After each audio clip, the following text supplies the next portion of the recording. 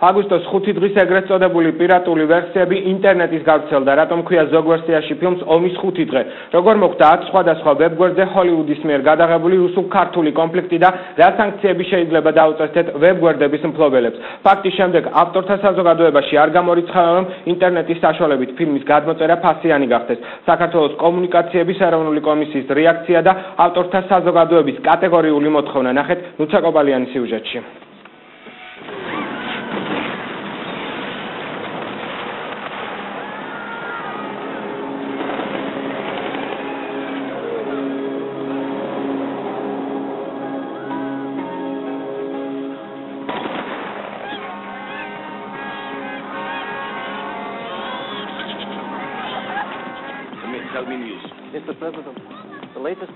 თუ ფილმი აგვისტოს 5 დღე ჯერ კინოთეატრებში არ გინახავთ, მისი სრული ვერსია უკვე ინტერნეტ სივრცეშია ხელმისაწვდომი. რუსეთ-საქართველოს ომზე ჰოლივუდური ფილმი რამდენიმე ვებგვერდმა გაავრცელა.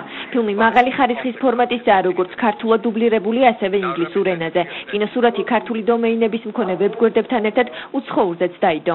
ძალიან ადვილად შეიძლება დააწყდე ამ ფილმსაც. სრულიად შემთხვევით დავაწყდი, უბრალოდ შევედი ერთ-ერთ საიტზე, სადაც იდება ხოლმე ახალი ფილმები, სერიალები და ბევრი სხვადასხვა რაღაც საინტერესო რაღაცეები, ახალი ინფორმაციებია. იმ საიტზე სხვადასხვა ნახე უკვე ატვირთული იყო აგვისტოს 5 დღე. არ ხვევოდი, არც მეგონა რომ უკვე მოპარული ვარიანტი ვერსია სადმე იქნებოდა. ფილმის ეს ვერსია უკვე შეფასდა პირატულად. კომუნიკაციების ეროვნულმა კომისიამ ათამდე ვებგვერდს გამაფრთხილებელი წერილი გაუგზავნა. მიმართვაც ნაწილი დაემორჩილა და ფილმი აიღო, თუმცა წინააღმდეგ შემთხვევაში მათ ფულადი სანქცია დაეკისრებათ. ფილმის თავისუფლად გადმოწერის სახკვეთის მიზნით დაბლოკილია ინტერნეტ სერვისი ტორენტიც. რამდენიმე დღის წინ გახდა მარეგულირებლისთვის ცნობილი, რომ ეს ფილმი სხვადასხვა ვებგვერდებზე თავისუფლად იდო. ჩვენ მივმართეთ ამ ვებგვერდებს და მოვთხოვეთ ამ უკანონოდ განთავსებული ფილმის მოხსნა.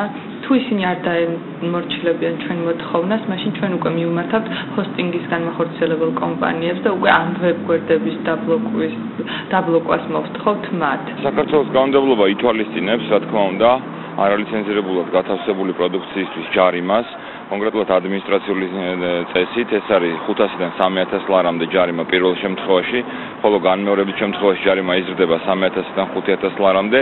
თუმცა გარდა ამისა, ჩვენ ავტორთა საზოგადოება გეგმავთ რამოდენიმე სარჩელის აღძვრას, კონკრეტულ დამღვრევებს დაეკისრებათ ის კომპენსაცია, ის ზარალი, რაც მიადგათ როგორც ფილმის მწარმოებლებს, ასევე კინოთეატრების ქსელს. სწორედ იმის გამო, რომ კინოთეატრებმა შესაძლოა სერიოზულად იზარალონ საქართველოს ავტორთა საზოგადოებაში პრევენციულ მექანიზმებზე ალაპარაკდნენ. სამომავლოდ შესაძლოა ყველა ფილმი, რომელიც ინტერნეტში დღეს თავისუფლად არის ხელმისაწვდომი, ფასიანი გახდეს. იგეგმება, რომ ქართულ პროდუქციაზე და არა მარტო ქართულზეც, უცხოურზეც მოხდეს განთავსება ლეგალურად, ლიცენზირებულად და გადახდა იყოს ფასიანი გახდეს ეს სერვისი, ისევე როგორც ეს ხდება მსოფლიოს თანამედროვე ქვეყნებში. ამ სანქციებს უკვე პროტესტი მოყვა ინტერნეტის აქტიურ მომხმარებლებში. სხვადასხვა სოციალურ ქსელსა და ფორუმზე უკვე გაჩნდა საპროტესტო აქციის გეგმაც. მომხმარებლები ფილმის აგვისტოს 5 დღე დისკებზე ჩაწერასა და პროტესტის ნიშნად მათ კინოთეატრებთან დაყრას გეგმავენ.